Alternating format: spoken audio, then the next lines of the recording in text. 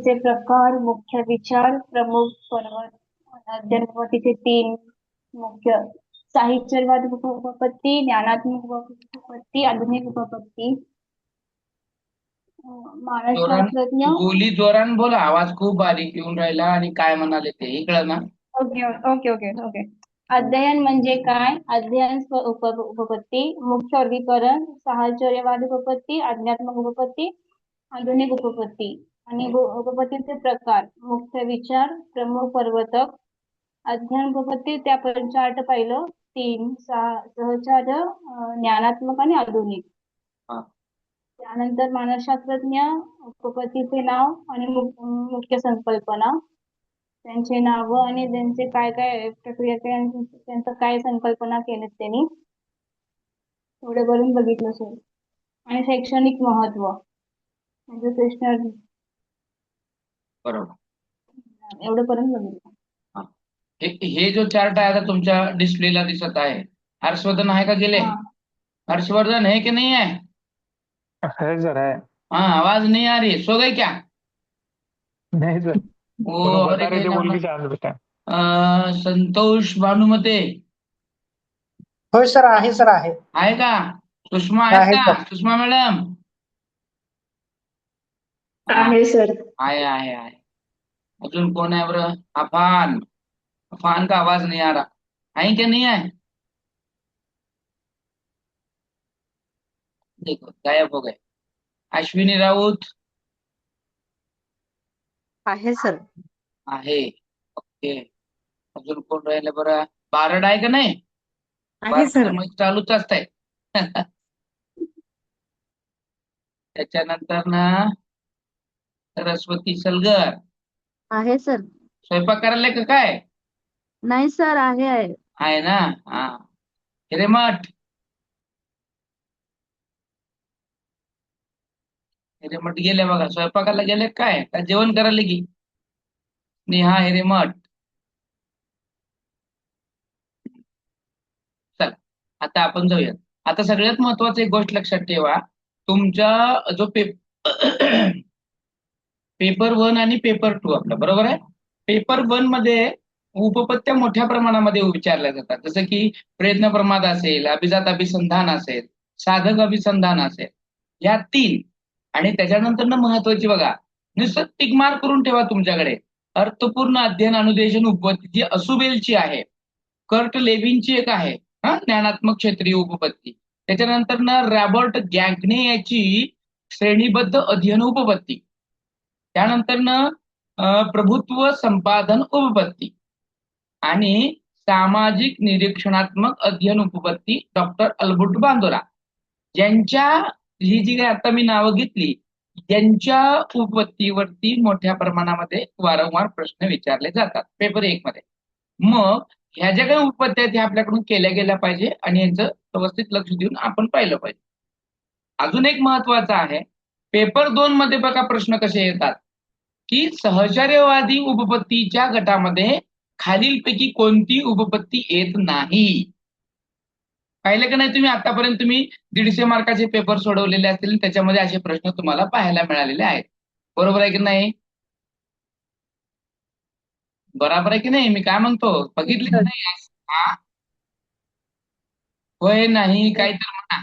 हो sir. Sir, दिसला का नाही असा प्रश्न?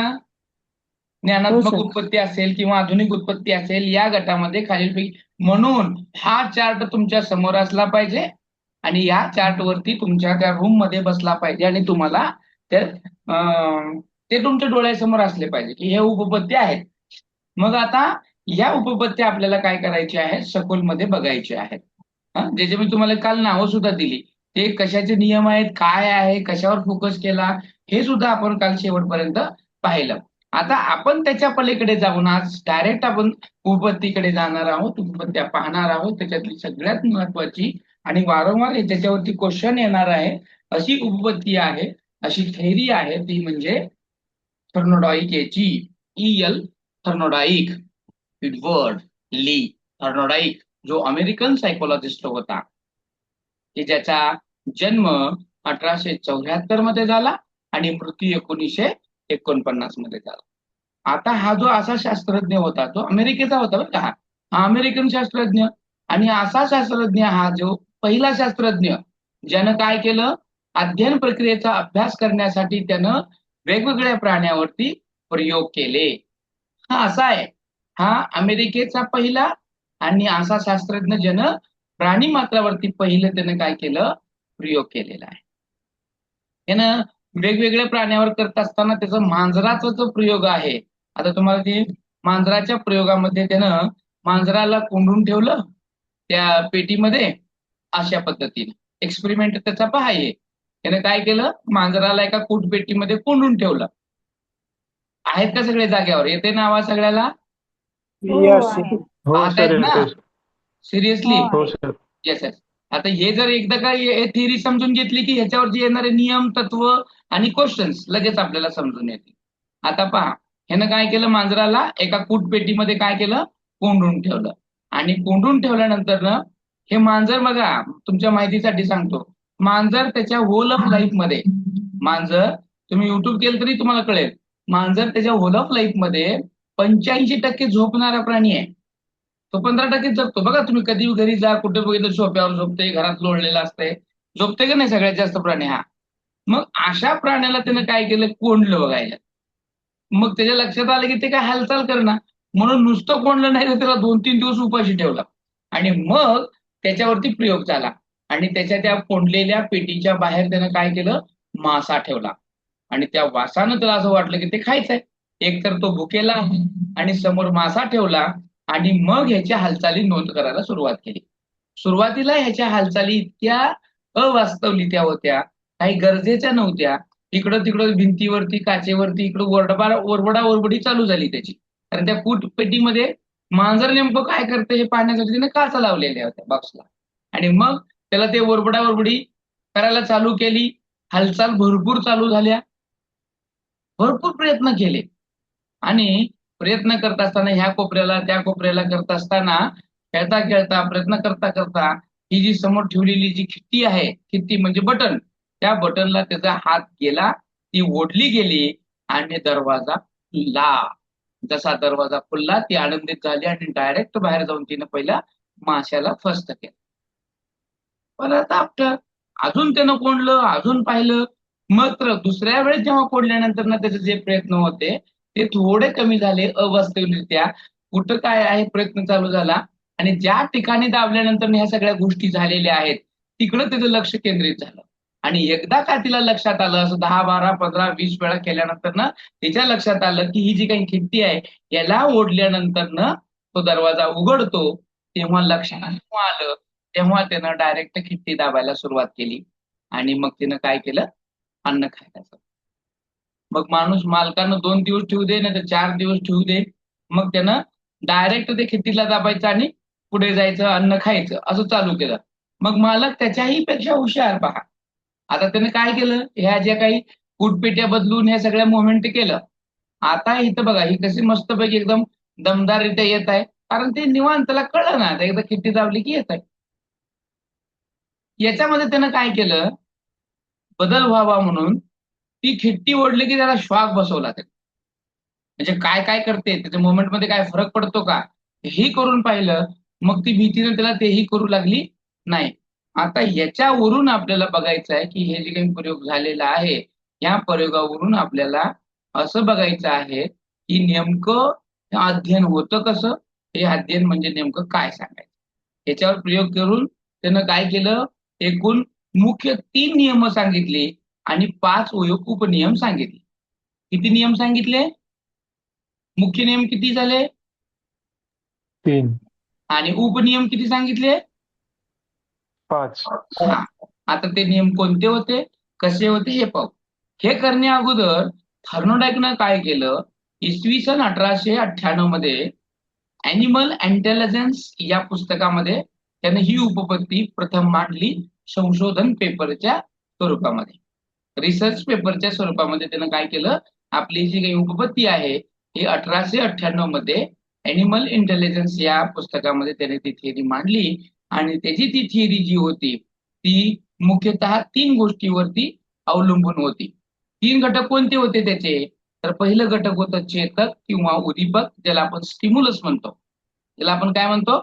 स्टिम्युलस म्हणतो, की ज्याच्यावर हे घटक समावेशित आहे. स्टिम्युलस कुठल्याही घटकाशिवाय, स्टिम्युलस असल्याशिवाय ती गोष्ट घडूनच येत नाही. आणि दुसरी आहे, स्टिम्युलस झालं की येतो तो म्हणजे प्रतिसाद, ज्याला आपण प्रतिक्रिया म्हणतो. त्यालाच इंग्लिशमध्ये रिस्पॉन्स असं म्हणतो आपण. बरोबर आहे? म्हणजे जी कृती किंवा जे वर्तन कृती दर्शवत असते तो असतो प्रतिसाद. आणि तिसरं आहे चेतक आणि प्रतिसाद यांच्यामध्ये निर्माण होणारं संबंध किंवा बंधन, ज्याला बॉन्ड ऑफ कनेक्शन म्हणतो. म्हणून यालाच आपण संबंधवाद म्हणतो. आता हा जो संबंधवाद येतो हा सगळ्यात महत्वाचा आहे. तो म्हणजे प्रत्येक चेतक हा काय करत असतो, कोणत्या ना कोणत्या प्रतिक्रियेशी निगडीत असतोच.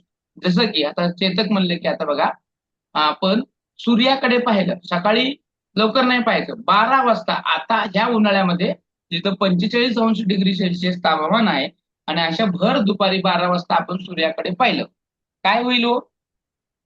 काय होईल? तुम्ही सूर्याकडे पाहिलं काय होईल? पाहता येणार नाही सर. काय होईल? डोळ्यांना त्रास होईल. काय होईल? डोळे चमकतात. काय होईल? ऊन लागते. काय होईल? चरचर होते सर डोळे. प्रश्नाला डोळे उत्तर चरचर समर्पक होतील. येईना माझ्या. डोळ्याला चमकेल सर. नाही. मग काय होईल चमकल्यामुळं? अंधार येते डोळ्यासमोर. हा. बघितलं. आता या ठिकाणी स्टिम्युलस हा तुमचा सूर्य आहे, बरोबर? आणि भर दुपारी 12 वाजता तुम्ही सूर्याकडे पाहिलं तर रिस्पॉन्स तुम्ही काय देणार आहे? वाव, काय सूर्य चमकालाय असं म्हणणार? नाही. नाही सर. काय किती करणार कडक. मग? काय भयानक ऊन आहे सर. हा. ऊन आवाज- खूप जास्त आहे. ऊन जास्त आहे म्हणणार. अजून चटके लागतात. काय काय बरोबर आहे बघा, उत्तर कोणी सांगितलं? काय म्हणले? उन्हाचे चटके लागतात. उन्हाचे चटके लागतील. ठीक आहे. अजून मला हवं ते उत्तर येईना. आता मी उन्हाची तीव्रता खूप आहे. बर आता ह्या उत्तराचं बघू. या उत्तराला तुम्ही अजून कशा पद्धतीने बघता? आता बघा, ह्याच्याकडे मी परत येईन. अजून एक उदाहरण लगेच देतो बघा, की तुम्ही काय केलं. साप पाहिला. साप पाहिला. काय पाहिला तुम्ही? साप पाहिला. अरे बापरे म्हणतो सर. हा? अरे बापरे. अरे बापरे म्हणतो. अरे बापरे म्हणता. Okay, very nice. अजून? अरे देवा. अरे देवा. अरे विठ्ठला किती ऊन पांडुरंगा, आहे. उचल रे बाबा उचल. नाही. हा. ती काय ती म्हणा? तर द्यायचे. सापापासून दूर जातो सर पळून.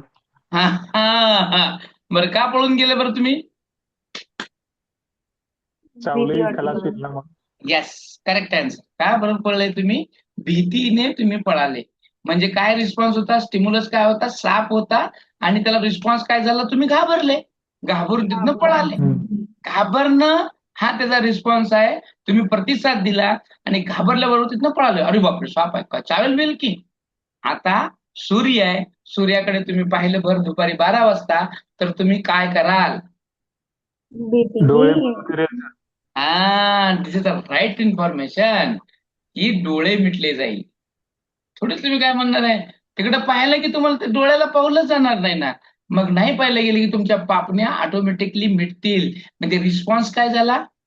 रिस्पॉन्स काय झाला त्या सूर्याला? डोळे मिटणे. आहे की डोळे नाही? बंद. म्हणजे या ठिकाणी काय झालंय पहा, अध्ययन म्हणजे काय आलं?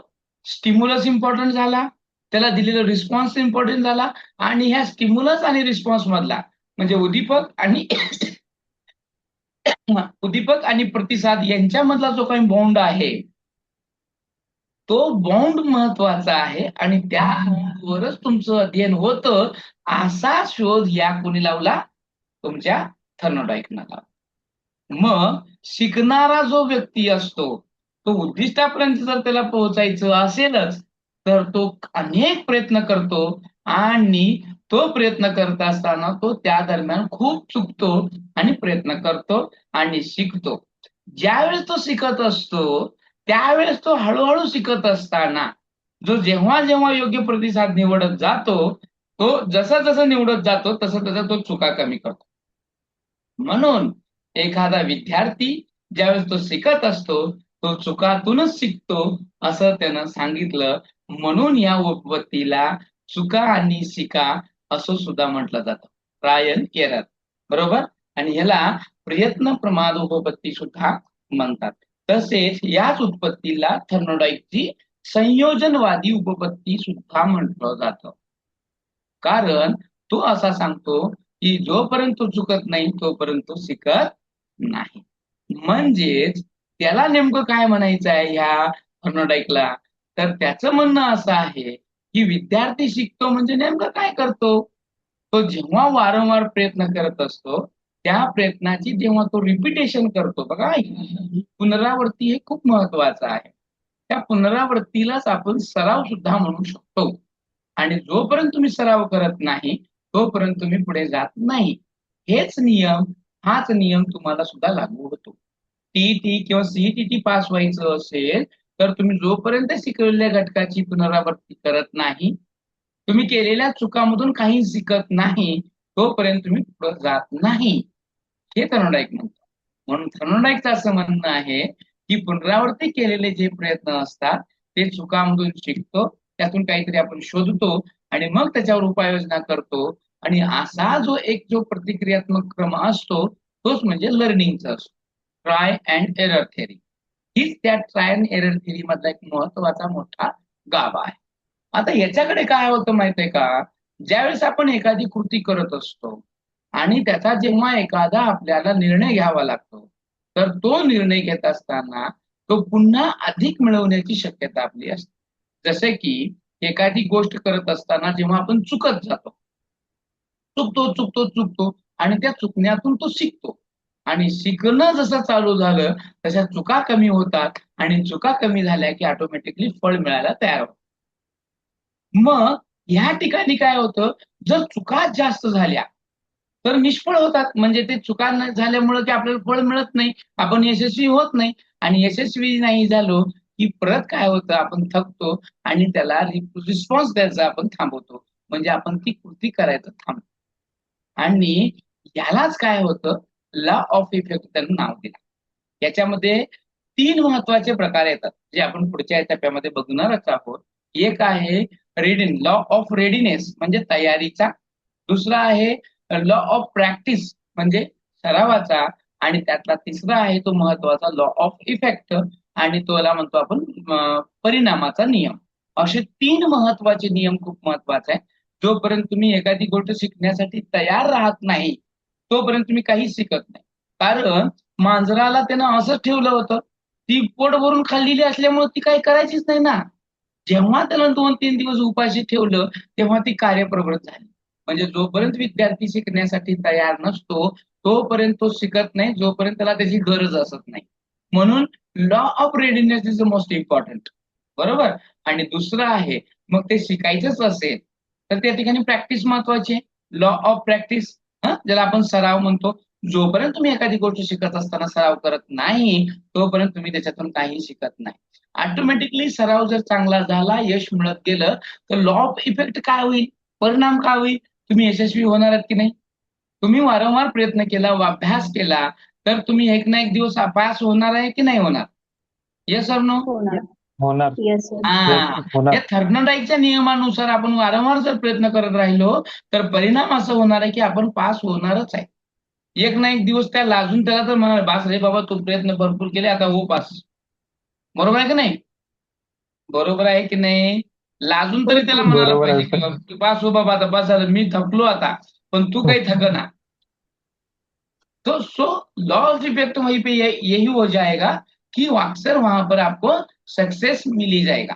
आता ह्या दृष्टीनं आपण जेव्हा शिकत असतो की हे जे शिकणं आहे, जेव्हा ट्राय अँड एरर होतो, जेव्हा तो वारंवार प्रयत्न करत असतो, या ठिकाणी वारंवार प्रयत्न करत असताना म्हणजे जेव्हा मांजरानं प्रयत्न केला, हालचाली केल्या आणि चुकून ते हात त्याच्या खिट्टीला लागलं, खिट्टी म्हणजे बटन, आणि ते उघडली गेली आणि दरवाजा उघडला.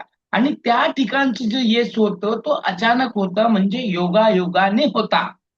आणि तो योगायोगाचं यश त्याला समजायला त्याला भरपूर सराव करावा लागला. आणि इथं जे काही हे शिकणं आहे हे अचानक तर्क किंवा अंतर्दृष्टीनं होत नाही, तर तो जे यश मिळवणार आहे ही चांगली प्रतिक्रियांची निवड आहे. म्हणजे आपण पहिल्या टप्प्यामध्ये कुठं हालचाल केली ते समजलं, आता इथं हालचाल करायची गरज नाही हे लक्षात आल्यानंतर ना बरोबर तो खिडकीच्या आसपास प्रयत्न करू लागला. म्हणजे विद्यार्थी अचानक किंवा तो अंतर्दृष्टीनं शिकत नाही, तर तो डायरेक्ट त्याच्या प्रयत्नानं त्यानं दिलेला रिस्पॉन्सनं शिकतो. हे त्यानं आपल्या थेअरीमध्ये महत्वाचं मांडलं. ट्राय अँड एरर मध्ये इज मोस्ट इम्पॉर्टंट काय आहे तर त्याचा रिस्पॉन्स. तुम्ही रिस्पॉन्स काय आणि कसा देता हे महत्वाचं आहे. आता ह्यानं केलेलं तुम्हाला सांगितलं प्रयोग काय केला. मांजराला त्यानं कोंडून ठेवलं, पिंजऱ्याच्या बाहेर पडण्यासाठी त्याने निरंतर हालचाली केल्या, पण शेवटी लिव्हर म्हणजे ते खिडकी दाबल्यानं दरवाजा उघडला आणि पुढील प्रयत्नामध्ये तिथे निरर्थक ज्या हालचाली होत्या त्या कमी झाल्या आणि मांजर काय करायला लागलं, थेट दरवाजा उघडायला तयार झाला. जो आपण या ठिकाणी हे प्रयोग पाहिलेला आहे. हे प्रयोग पाहत असताना त्याने वेगवेगळ्या पद्धतीचे मुवमेंट केल्या आणि random movement of the cat, त्याच्या वेगवेगळ्या पोझिशन्स कशा होत्या, त्याने कसे कसे प्रयत्न केले आपण पाहिले. म्हणजे हे पिंजऱ्यात असताना सुद्धा त्यानं ते माशाची जी काही ठेवलेली जे काही वाटी होती ते ओढण्याचा प्रयत्न केला पिंजऱ्यातून. मग ते खिडकी ओढण्याचा, लाकूड ओढण्याचा प्रयत्न केला, झोपून ओढण्याचा प्रयत्न केला आणि मग तेव्हा त्याच्या लक्षात आलंय की काय ओढल्यानंतर ना काय उघडलं जातं आणि मग ती तिची बाहेर आली. ह्या सगळ्या पोझिशन्स आहेत त्या खूप महत्वाच्या आहेत आणि या पोझिशनवरून आपल्याला हे शिकायला मिळतं. थर्नोडाईकनं त्याच्या अध्ययनाचे मुख्य 3 नियम मांडले. किती मांडले मुख्य 3 नियम? किती मांडले 3 नियम? 3 मांडले. आता हे 3 मुख्य नियम खूप महत्वाचे आहेत. त्यातला पहिला आहे तयारीचा नियम. कसला? तयारीचा, लॉ ऑफ रेडियनेस. ह्याच्यामध्ये काय असतं, शिकण्यासाठी शिकणाऱ्याची शारीरिक मानसिक तयारी असणं खूप गरजेचं आहे. ती भूक जोवर लागली नाही तोपर्यंत मांजर बाहेर पडण्यास तयारच होत नव्हता. तसं मला सांगा, जर तुम्हाला टीईटी ची गरज लावली नसती तर तुम्ही टीईटीचा सिलेबस शिकला असता का हो? नाही. शासनानं आता तर काय केलं, हायकोर्टानं परत निर्णय दिला की बाबा रे, किती जरी काही जरी केलं तर ते चालू असणाऱ्यांनी आणि बाकीच्या शिक्षकांनी सुद्धा या लोकांना टीईटी अनिवार्य आहेच. मग नोकरीचा आता लागा नाही तर खूप दिवस होऊ दे, आम्हाला देणं घेणं नाही. तुम्हाला जर शिक्षक म्हणून राहायचं असेल तर टीईटी तुम्हाला पास व्हायचं. आता ह्या वयामध्ये काही माणसं, काही शिक्षक 50 वर्षाची आहेत, 53 वर्ष सर्व्हिस केली, वय 53 झालं तरी सुद्धा हे लोक शिकायला लागले. त्यांनी तयारी दर्शवली, लॉ ऑफ रेडीनेस. का? तर त्यांनी तयारी दर्शवली आणि मग जर त्यांनी असा प्रयत्न केला, वारंवार प्रयत्न केला, सराव जर जास्त केला आणि सराव जास्त करून ते पास होतील का नाही होतील हो? होतील का नाही होतील? होतील सर. होतील सर. मग मला सांगा, हा निश्चितच थर्मोडायकचा नियम फक्त कुणालाच काय पुस्तकातला आहे का? हे सगळ्याला सगळ्याच्या आयुष्यामध्ये लागू होणारा आहे की नाही? आहे सर. हो. यास.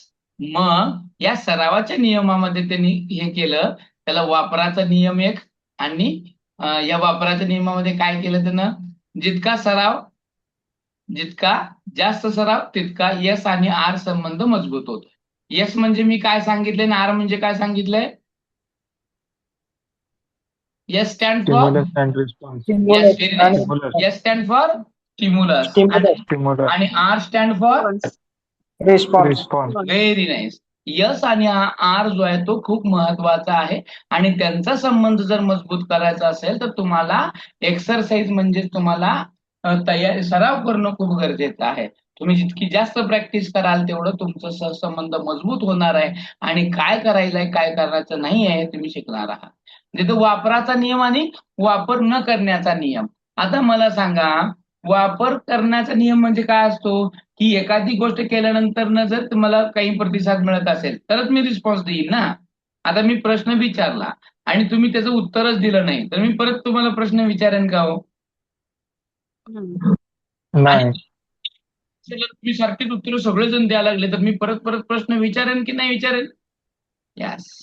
हो सर, विचार. हा, बरोबर. हे सराव पण असंच असतं.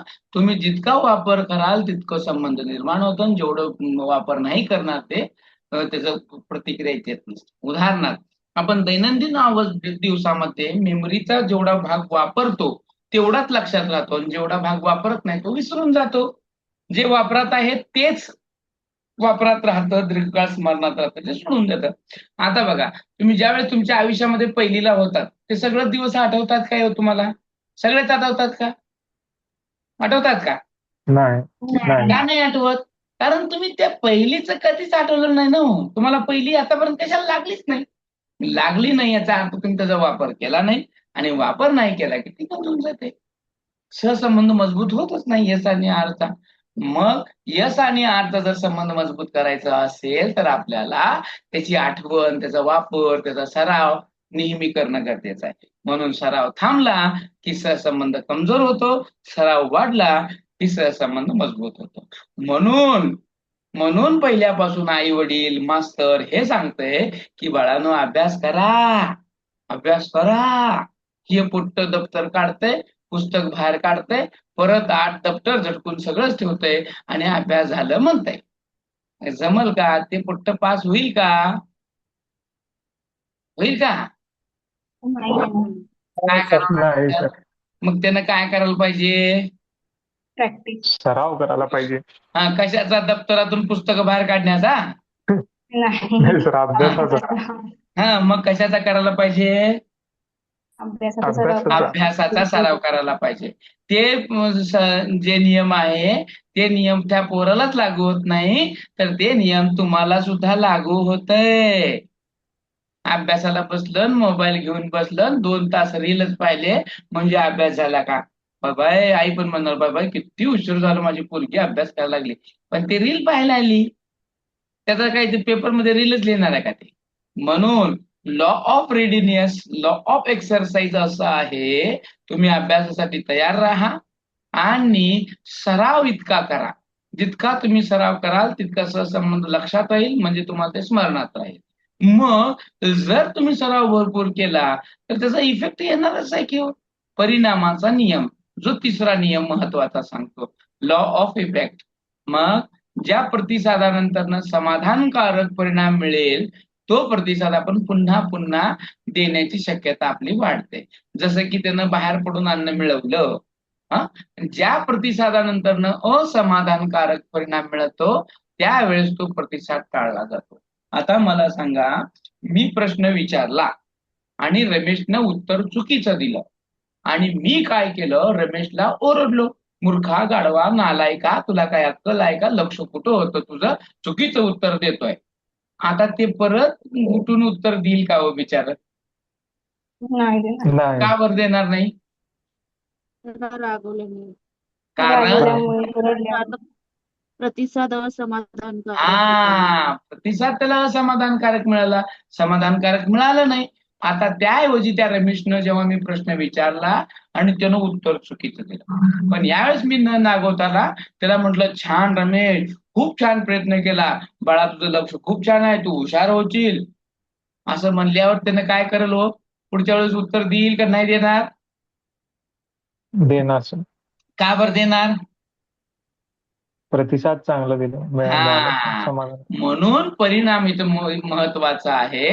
जर आपल्याला रिस्पॉन्स चांगला भेटला तर परिणाम सुद्धा चांगला असतो आणि हेच सगळ्यात महत्वाचं आहे. ते मांजराला एवढं प्रयत्न करून जर अन्न मिळालं नसतं तर तेवढं धडपड केली असते का हो मांजरानं? मांजरानं थोडी धडपड केली असते का? उदाहरणार्थ बघा, नाही. आता मांजरानं एवढं धडपड करून ते दरवाजा उघडला आणि दरवाजा उघडेपर्यंत त्या मालकानं मासा बाहेर ठेवला आणि जसा त्यानं दरवाजा उघडला तसा तिथनं मासा उचलला. ते एकदा प्रयत्न करेल, दोनदा प्रयत्न करेल, तिसऱ्या वेळेस किती भुकेली असली तर ती जाईल का हो तिकडं?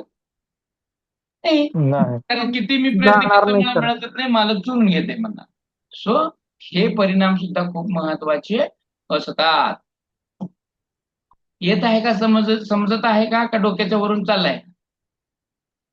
समजत आहे सर. का डोक्याच्या खालून चाललाय? आता हे नाही सर, पहा, तेच समजायला. मांजर गेलं पहा, मांजर रुचली का काय? हे आहे मांजर, कशी पाहिली पहा.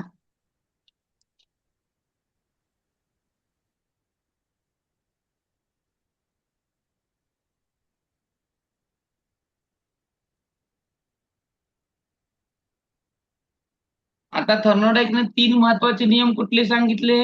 एक सांगितला तयारीचा, दुसरा सरावाचा आणि तिसरा परिणामाचा. बरोबर. आता त्यानं त्याबरोबर 5 उपनियम सांगितले. बरोबर. आता 5 उपनियम कोणकोणते आहेत? पहिलं आहे प्रतिक्रियांच्या वैविध्यतेचा नियम, म्हणजेच law of multiple response. Law of multi response म्हणजे प्रतिक्रियांच्या वैविध्यतेचा, म्हणजे आपण प्रत्येक वेळेस आपण काय करतो, वेगवेगळे रिस्पॉन्स देतो किंवा जास्तीत जास्त रिस्पॉन्स देतो.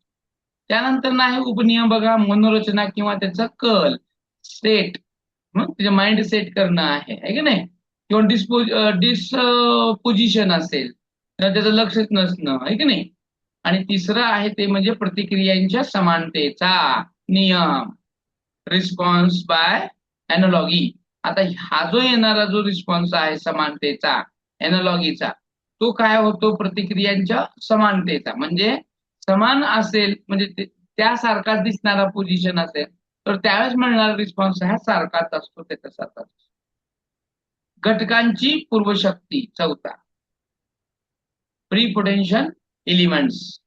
आता घटकांची पूर्वशक्ती, त्या घटकाबद्दल असणारी तुमची जाणीव, जागृती, हे सुद्धा खूप महत्वाचं. आणि 5वा आणि शेवटचा येतो तो म्हणजे सहचार्यात्मक स्थानांतरण, असोसिएटिव्ह सफरिंग.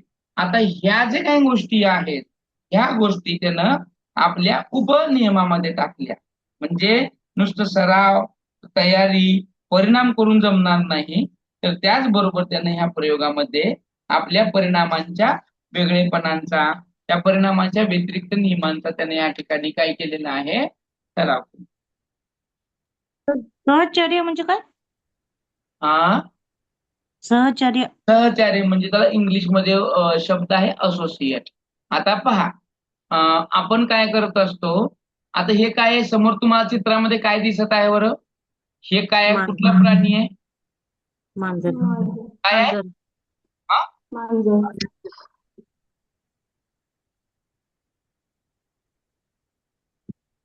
काय आहे? मांजर. मांजर आहे. कोणी सांगितले मांजर. मांजर आहे म्हणून? हे कोणी सांगितलं तुम्हाला मांजर आहे म्हणून? कोंड आहे ना. हा, कोंड आहे. प्रयोग केलाय मांजरावर. ते मांजर आहे म्हणून थॉर्नडाईकनं सांगितलं का तुम्हाला? कुठून सांगितलं? मांजरेवर प्रयोग केलाय सर. नाही सर, चित्रातील आकारामध्ये दिसत आहे. तुम्हाला मला एवढं मांजर. सांगा, ह्याला मांजर म्हणून कुणी सांगितलं? हेच म्हणून नाही, आपल्या घरी पण मांजर आहे, त्या मांजराला मांजरच म्हणायचं म्हणून कुणी सांगितलं? समाजाने लोक, समाज, ते लोक. कोण आहेत बरं ते 4 लोक ज्यांनी तुम्हाला मांजर आहे म्हणून सांगितलं? समाजात वावरणारे. येस. आता हा काय झालं माहितीये का, आता हे प्राणी आहे, ह्याला जर मी काय नाही जर म्हणलं, ह्याला मी काय केलं, संबंध जोडला. ह्याला मी संबंध कशाशी जोडला, की ह्याची आयडेंटिफिकेशन व्हावी म्हणून मी ह्याला शब्दाशी संबंधित केलं, शब्दाशी संबंध जोडला, त्याला असोसिएट केलं मांजर म्हणून. कशाशी केलं? मांजर. आता ह्या जगामध्ये एवढे मोठे प्राणी आहेत, त्या प्राण्यांची आयडेंटिफिकेशन व्हायला पाहिजे की नाही व्हायला पाहिजे? व्हायला पाहिजे की नाही? व्हायला पाहिजे. पण होण्यासाठी मी शब्दांचं असोसिएशन केलं, त्याच्याशी जोडलं, असोसिएट केलं की त्याला म्हणायचं मांजर. आता मला सांगा, माझ्यासारखे दिसणारे पण ह्या जगामध्ये भरपूर माणसं आहेत की नाही? आहेत की नाही? मग ओळख व्हावी म्हणून मी काय केलं, स्वतःला एक नाव दिलं. नावाला मी माणसाशी जोडलं, शेख सर. शेख सर तर भरपूरच आहेत, पण कुठले शेख सर? तय्यब सर, आहे की नाही? तय्यब हा शब्द त्या व्यक्तीशी तुम्ही असोसिएट केला म्हणून त्या व्यक्तीची ओळख निर्माण झाली. म्हणजे एखादी गोष्ट ओळखण्यासाठी किंवा त्याचा सहसंबंध लावण्यासाठी जेव्हा आपण काहींचा शब्दाशी किंवा वस्तूशी काहीतरी असोसिएट लावतो, त्याचा संबंध जोडतो, तेव्हा त्याच्यातून ते असोसिएशन होतं. आलं लक्षात? लक्षात आलं? हो सर. Yes sir. आलं की नाही आलं? गपच बसिंग. आलं सर. आलं सर. गप नको बसिंग, काहीतरी बडबड करीन. ओके, आता लक्षात आलं म्हणल्यानंतर ना पहा, थर्मोडाईकनं ह्याच्यामध्ये काय केलं माहितीये का, ह्या प्रयोगामध्ये सगळ्यात महत्वाचं की प्रयोग केला त्या मांजरावरती, नियम मांडले, सगळ्या गोष्टी केल्या. मग काय झालं? तर झालं हे की थर्मोडायच्या उपपत्तीचं महत्व पाहिजे. काय महत्वाचं आहे? तर यानं काय केलं, अध्ययन क्षमता निर्माण केल्या. कुणामध्ये? अध्ययनकर्त्यामध्ये. अध्ययनकर्ता कोण आहे आपल्यामध्ये? अध्ययनकर्ता कोणाला म्हणायचं? अध्ययनकर्ता. लर्नर कोण आहे? शिकणार असा विद्यार्थी. शिकणारा कोण विद्यार्थी शिकणार? विद्यार्थी. विद्यार्थी. Very nice. विद्यार्थी. आपला लर्नर कोण आहे? विद्यार्थी आहे की नाही? आणि ह्या विद्यार्थ्याची क्षमता जेवढी चांगली, त्याची क्षमता त्या विद्यार्थ्याची ते चेतक आणि प्रतिसादावर अवलंबून आहे. बरोबर आहे का? तो एखाद्या गोष्टीला प्रतिसाद कसा देतो त्याच्यावरून त्याचं अध्ययन क्षमता लक्षात येत असते. आणि ही जी काय अध्ययन क्षमता आहे ही प्रत्येक विद्यार्थ्यामध्ये कमी जास्त असते. बरोबर आहे का? काय मत आहे तुमचं? ही जी अध्ययन क्षमता आहे ही प्रत्येक विद्यार्थ्यामध्ये कमी जास्त असते. बरोबर की चूक? बरोबर आहे. बरोबर आहे. कसं कसं? उदाहरणार्थ सांगा, उदाहरणार्थ देऊन. प्रत्येक विद्यार्थ्याची आकलन क्षमता, स्मरणशक्ती, बौद्धिक क्षमता वेगवेगळी असते. Very nice. एकदम बरोबर. छान. शबाईश. वा. वंडरफुल. गुड. व्यक्तिभेद. Very nice. व्यक्तिभेद म्हणजे त्याच्या बुद्धीनुसार, त्याच्या क्षमतेनुसार, त्याच्या आवडीनुसार, आहे की नाही, तो त्याचा शिकणं, आहे की नाही, तो त्याचं शिकणं त्याच्यावरून त्याची क्षमता निर्भर असते, तय करते. एखाद्या माणसाला बघितलं आणि लक्षात आलं, एखाद्या माणसं एकदम मोप ते 32 वर्षाचा आहे, परंतु त्याचं वजन जर तुम्ही 20-25 असेल, त्याचं माणसाचं वजन, दिसायला तो हाडकुडा असेल, तर तो 50 किलोचं वजन उचलेल का हो? नाही. हा, उचल नाही. कशावरून तुम्ही ठरवलं? कशावरून ठरवलं? ते शारीरिक शारीरिक क्षमता. करेक्ट. त्याच्या शारीरिक क्षमतेवरून तुम्ही ओळखलं की हे एवढं वजन उचलू शकत नाही. म्हणून अध्ययनकर्त्याच्या क्षमता खूप महत्वाच्या असतात. विद्यार्थीच्या क्षमता जाणून घेणं, तो कसा आहे, काय उचलू शकतो, काय करू शकत नाही, हे जाणून घेणं खूप गरजेचं असतं. त्याच्यानुसार आपल्याला त्या गोष्टी समजून येतात. मग दुसरं येतो सराव. या उपपत्तीचं महत्व सांगायला पहिलं महत्व झालं आपलं अध्ययन क्षमता, दुसरं आहे सराव. प्रत्येक माणूस जेव्हा सराव करत असतो तेव्हा त्याची जी काही परिस्थिती असते, जे स्टिम्युलस असतं, तो रिस्पॉन्स असतो, त्यावरूनच त्याचा जो काही संबंध आहे तो दृढ होत असतो. बरोबर आहे? जितकं सराव चांगला तितका प्रतिसाद चांगला येतो आणि परिणाम सुद्धा चांगलाच होतो. आणि जर प्रतिसाद तुम्ही चांगला नाही दिला तर परिणाम बी काय येणार आहे? चांगला येणार नाही आहे. बरोबर आहे की नाही? त्यामुळे प्रतिसाद जर दृढ करायचं असेल, त्या दोघांमधले संबंध दूर करायचे असतील तर त्या क्षेत्राला प्रतिसाद सुद्धा देणं गरजेचं आहे आणि ते होणं पण गरजेचं. त्याच्यानंतर महत्वामध्ये बघा अजून आकलन. आकलन म्हणजे अंडरस्टँडिंग. अंडरस्टँडिंग जी असते ती परिस्थिती आणि प्रतिसाद यांच्यामध्ये ठरलेली असते. म्हणजे तुम्ही जसजसं प्रतिसाद देत जाल, जसजसं सराव करत जाल, तसं तुम्हाला समजत जाणार आहे की काय करायचं आहे, काय नाही करायचं आहे. तुम्ही घेतलेल्या त्या ज्ञानाचं उपयोजन कसं करायचं आहे, उपयोग कसं करायचा आहे, फक्त ते हितच करायचं की दुसरीकडे कुठेही करायचं आहे, याची क्षमता त्याची वाढत जाणार आहे. आणि त्याच्यामुळं त्याचा जो चेतक, त्याला आपण स्टिम्युलस म्हणतो, आणि त्याला मिळणारा जो प्रतिसाद आहे, यांच्यामधलं संबंध हे चांगल्या पद्धतीने निर्माण होतात. म्हणून एकदा का आपली आकलन क्षमता वाढली की अध्ययनकर्त्याचं सक्षमीकरण सहजपणे होऊ शकतं. म्हणजे सहजपणे तो काय करू शकतो? अंडरस्टँड म्हणजे समजून घेऊ शकतो. त्यानंतर पुढचं महत्व आपण सांगू शकतो की पारितोषिक आणि प्रेरणा. सगळ्यात महत्वाचं पारितोषिक आणि प्रेरणा. जसं की ह्यानं मांजराला आत कोंडलं, मांजर बाहेर येण्याचा प्रयत्न का करेल? तर त्यानं पारितोषिक द्यायचं ठरवलं. का? जर तुला बाहेर यायचं असेल तर हे तुला मी काय देणार आहे? मासा देणार आहे. म्हणजे तिथं मासा हा त्या मांजरासाठी काय आहे बरं? मासा हा त्या मांजरासाठी काय आहे बरं? पारितोषिक आहे. रिवॉर्ड आहे. शाबाश, वा. तर त्या मांजरासाठी ते पारितोषिक आहे, म्हणजे बक्षीस आहे. म्हणजे मला हे मिळवायचं असेल तर मला हे करावंच लागणार आहे. आणि बक्षीस नसेल किंवा पारितोषिक नसेल किंवा एखादं प्रेरणा तर जर तुम्ही दिली नाही तर तो व्यक्ती ते करेल का? आता तुम्ही सतत अभ्यास करत आहात आणि मी म्हणलं वा छान शबाईश काय अभ्यास करताय असंच करत राहा कीप इट ते करतच राहा करतच राहा करतच राहा. वारंवार मी सांगत राहिलो, तुम्हाला प्रतिसाद देत राहिलो, तुम्हाला मोटिवेशन करत राहिलो तर तुम्ही कराल की नाही कराल? कराल की नाही कराल? करेन. अजून करणं करणं. विधीनं करा. आणि त्याऐवजी मी म्हणलं काय मूर्खासारखं बसलाय नुसतं अभ्यासच करत नाही असंच करताय आणि वारंवार मी ओरडत राहिलो तर तुमच्यामध्ये ते अभ्यास होईल का हो? नाही. नाही. नाही. म्हणून अध्ययनामध्ये सगळ्यात महत्वाचं आहे ते म्हणजे पारितोषिक. लहान मुलानं हे करावं. का बरं करावं?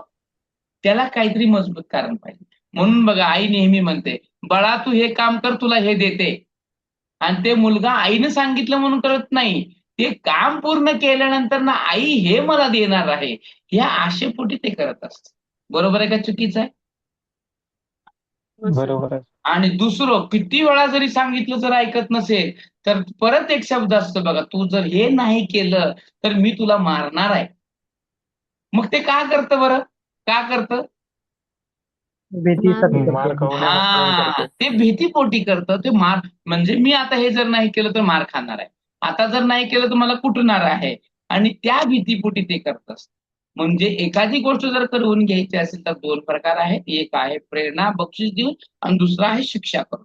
शिक्षा करण्यापेक्षा मोटिवेशन चांगलं राहील, प्रेरणा राहील की शिक्षा चांगली राहील? कुठल्या गोष्टीनं माणूस शिकल चांगलं बरं? मारून की बक्षीस मोटिवेशन. देऊन? प्रेरणा सर. मोटिवेशन. हा मोटिवेशन. म्हणून अध्ययनामध्ये मोटिवेशन आणि प्रेरणा आणि पारितोषिक खूप महत्वाचं असतं. आणि पहा अध्ययन संक्रमण सुद्धा खूप महत्वाचं आहे. लर्निंग ट्रान्सफर ज्याला आपण म्हणतो. पहिल्या घेतलेल्या ज्ञानाचा फायदा दुसऱ्या घेणाऱ्या त्या घटकामध्ये किंवा त्या सिच्युएशन मध्ये उपयोगी ठरत असतो. असतं का नाही? असतं का नाही? चालताना आपण होय शिकलो की पळताना त्याचा हो फायदा सर. होईल का नाही? आहे का होईल नाही? सर. हा हो. लर्निंग संक्रमण ज्याला आपण लर्निंग ट्रान्सफर म्हणतो ते सुद्धा खूप महत्वाचं आहे. एखादं घेतलेलं ज्ञान असेल कौशल्य असेल ते आपण दुसऱ्या घेणाऱ्या परिस्थितीमध्ये ते काय होत असतं अध्ययन संक्रमण होत असतं. त्यामुळं जुन्या अध्ययन संक्रमण. परिस्थितीमध्ये किंवा नवीन परिस्थितीमध्ये आपण एखादं आशय तंत्र पद्धत ही जेव्हा शिकतो आणि त्याचा जर फायदा दुसऱ्या ज्ञानात घेत असेल तर त्याचा फायदा नक्कीच होत असतो.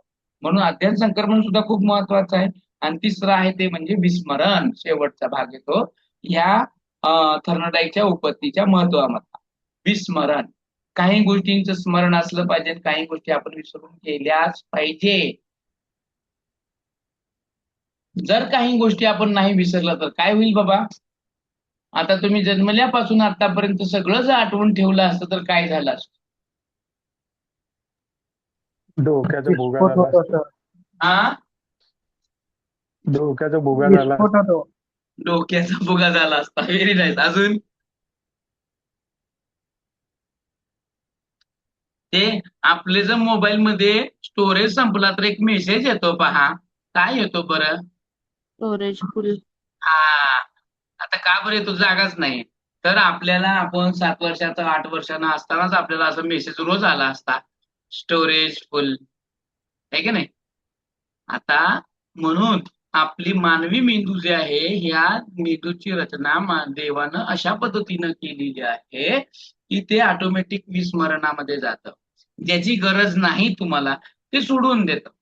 आपण शाळेतून घरी जातो, घरातून शाळेत जातो, मार्केटला जातो. सगळ्याच गोष्टी आपण तशाच तशा स्मरणात ठेवतो का? नाही ठेवत.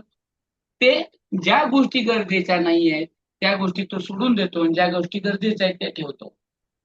आणि मग ठेवल्यानंतर पण त्याचा वापर जर आपण वारंवार करत असेल तर राहतंय ते.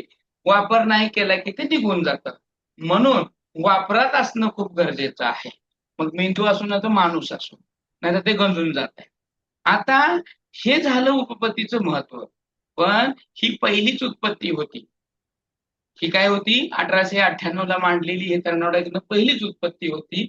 म्हणून याच्यावर आक्षेप सुद्धा झाले. याच्यावर काय झाले? आक्षेप झाले. पहिला आक्षेप काय झाला माहित आहे का? की थर्नोडाईकनं काय केलं, मानवी अध्ययन आणि प्राण्यांचं अध्ययन यामध्ये त्यानं फरकच केला नाही. आणि ही बाब कुणाला पटलीच नाही. तर मांजरात आणि माणसात काय फरक आहे का नाही, जनावरात आणि माणसात काय फरक आहे का नाही, आहे. मग हा फरक तू न करता ते मांजर तसं शिकलं म्हणजे आम्ही असं शिकू कशावर? ते प्रयत्न करत करत शिकतंय, ते चुका करून शिकतंय, याचा अर्थ आपल्याला काय गरजेचं होईल का? म्हणून पहिलं आक्षेप असा घेतला की तू जे प्रयोग केलेला आहे ते केलं प्राण्यावर आणि आपण सगळे आहोत मानव, म्हणून ते त्याला पटलं नाही. दुसरा आक्षेप कसा झाला की जे आपलं आकलन आहे, अध्ययन करताना जे अंडरस्टँडिंग होत आहे, हे बुद्धिमत्ता आहे, याला त्यानं फारसं महत्व दिलंच नाही. याला काय केलं, थर्नोडाईकनं फारसं महत्व दिलंच नाही. आता बुद्धिमत्तेला जर फरक दिला नाही, कारण जनावरांकडे बुद्धी आहे का एवढी आपल्या एवढी? मानवामध्ये नाही. जनावरांच्या बुद्धीमध्ये फरक आहे की नाही? हो सर, आहे. आहे की नाही? हा, आहे. त्या फरकाला त्यानं महत्व दिलंच नाही. म्हणजे बुद्धी असो नाही तर नसो, त्याला काही महत्व दिलं नाही. तुम्ही प्रयत्न करा, शिकता, असं त्याला म्हणायचं होतं. म्हणून ह्या सगळ्या बाबीमध्ये त्याला कठीण वाटलं, कारण ह्यानं बुद्धीला महत्व दिलं नाही. ह्यानं मृत बाबीला महत्व खूप दिलं, अमृत बाबीला दिलेलं नाही. अशामुळं ह्या उपपत्तीला आक्षेप आला. आणि हे आक्षेप करत असताना अजून एक आक्षेप घेतला गेला, तो म्हणजे त्या थर्नोडाईकचा जो तिसरा नियम आहे की नाही, परिणामाचा नियम, हा सुद्धा फसवा वाटा लागला. कारण पारितोषिक एखादी प्रतिक्रिया केल्यानंतर मिळते, बरोबर? पारितोषिक म्हणजे आता समजा की मी म्हटलं तू आंघोळ करून ये, तुला एक चॉकलेट देतो, आहे की नाही? प्रतिक्रिया काय झाली, त्यानं आंघोळ केला आणि त्याला प्रतिसाद मिळाला. मग हे करण्यासाठी किंवा प्रत्येक वेळेस आपण ती गोष्ट करून देण्यासाठी तुम्ही पारितोषिक देणारच आहे का? प्रत्येक वेळेसच नाही देऊ प्रत्येक शकत. पारितोषिक कामाला असत ना, आणि ते शक्य पण नाही. म्हणून हम्म. ही अध्ययनासाठी जी काही आहे हे देणं, ऍक्च्युअल अध्ययन हे एक मेंटल प्रोसेस आहे. अध्ययन हे काय आहे? मेंटल प्रोसेस आहे. तुम्हाला किती कळली, कशी कळली, हे मी काय फुटपट्टी लावून काढू शकतो का? तुमचं डोकं उघडून पाहू शकतो की बाबा रे आता हे आपल्या हर्षवर्धननं 1 किलोभर शिकलं बाबा, त्याचं डोकं उघडून पाहू शकतो का मी की चला ह्याच्या मेंदूमध्ये एवढं भरलं? इम्पॉसिबल. ते अमृत आहे, ते न दिसणार आहे, ते अबस्ट्रॅक्ट आहे. त्याच्यामुळं हे अशा काही म्हणणं जी आहेत या थर्नोडाईकची, ह्याच्यावर मोठा आक्षेप घेतला गेला आणि हे आक्षेप वेगवेगळ्या मानसशास्त्रज्ञांनी घेतला. आणि त्यात प्रमुख पदावरती होते ते म्हणजे स्किनर, की ज्यानं ह्याला असं खेचूनच धरलं. आणि ह्यानं काय म्हणलं होतं थर्नोडाईकनं, अजून एक बाबीवरती त्याचा आक्षेप झाला, तो म्हणजे त्याची मर्मदृष्टीमूलक, आहे की नाही? त्यानं म्हणलं होतं ना, मर्मदृष्टीला मी महत्व देत नाही, त्याच्या प्रयत्नांना देतो, यश हे योगायोगानं मिळत नाही, असं तो म्हणाला होता ना. आणि ह्या सगळ्या गोष्टीला त्यानं काय केलं, आक्षेप केला, असं बाबा काही नसतं. आणि मग त्या थर्नोडाईकच्या उपपत्तीला ह्या ठिकाणी विराम लागायला सुरुवात झाली. हे सगळेच जण प्रयत्नाने प्रमादानं शिकत नाही, तर चुका आणि शिकातून शिकत नाही, तर कधी कधी त्याच्या मेहनतीनं त्याच्यानं शिकत असतो. आलं का लक्षात? समजली का ही उपपत्ती? हो yes sir. Sir. Yes sir, yes. होय. ओके, हो सर. ठीक आहे. सर हे महत्व अजून एकदा सांगता का टप्प्यात? काय झालं? महत्व हा, काय काय होते ते? महत्वामध्ये संक्रमण वगैरे. पहिली होती ती म्हणजे त्याचं अध्ययन क्षमता, बरोबर, लर्निंग कॅपॅसिटी, हम्म. आहे की नाही? दुसरी होती बघा आपण त्याचा सराव, हो. सराव खूप महत्वाचा आहे. तिसरं मी सांगितलं आकलन, अंडरस्टँडिंग. चौथं सांगितलं बघा मी पारितोषिक आणि प्रेरणा म्हणून सांगितलं, त्याचं पारितोषिक खूप महत्वाचे आहेत. हो. आणि मग सांगितलं होतं बघा अध्ययन संक्रमण, लर्निंग ट्रान्सफर.